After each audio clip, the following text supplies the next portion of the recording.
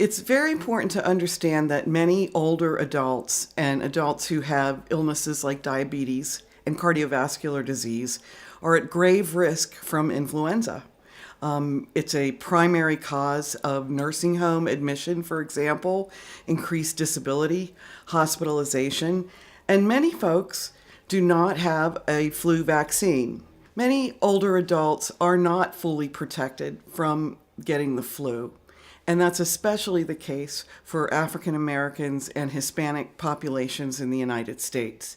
So given that gap and the risk they face, we wanted to understand how we could help raise the rates of flu prevention in people of color.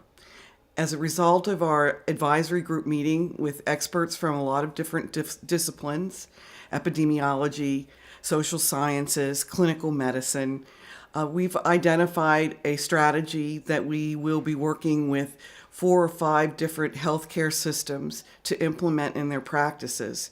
They include federally qualified health centers, big health systems, residency training programs, and community pharmacy programs.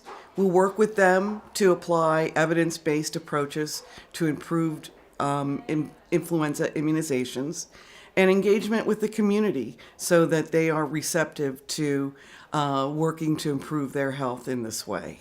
We have piloted this program in a number of institutions on a small scale. So by using quality improvement methodologies, PDSAs, we have been able to help primary care practitioners actually increase their rates by having their nurse and their whole team really involved in working with patients as they come in for their visits. Right now, we've identified the locations that we're going to work in, including in Queens, in New York City, in South Carolina, in the state of Delaware, and in a multi-state community pharmacy chain.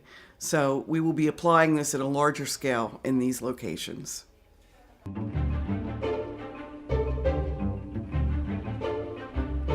If they're less able to get to a healthcare provider because they have limited mobility, we're talking about older people, right? Or they don't have a car. So there are a lot of barriers that could kind of get in the way of going to get your flu shot. There's a lack of knowledge as well. Even providers, let alone us normal people, are unaware of how risky the flu can be and how protective a flu vaccine can be. So those factors combined, I think, lead to lower rates of immunization among people of color. The good news is that people of color, especially older people, actually trust their doctors and their healthcare providers. So there is an opening here for them to become more informed and have that communication and get that protection.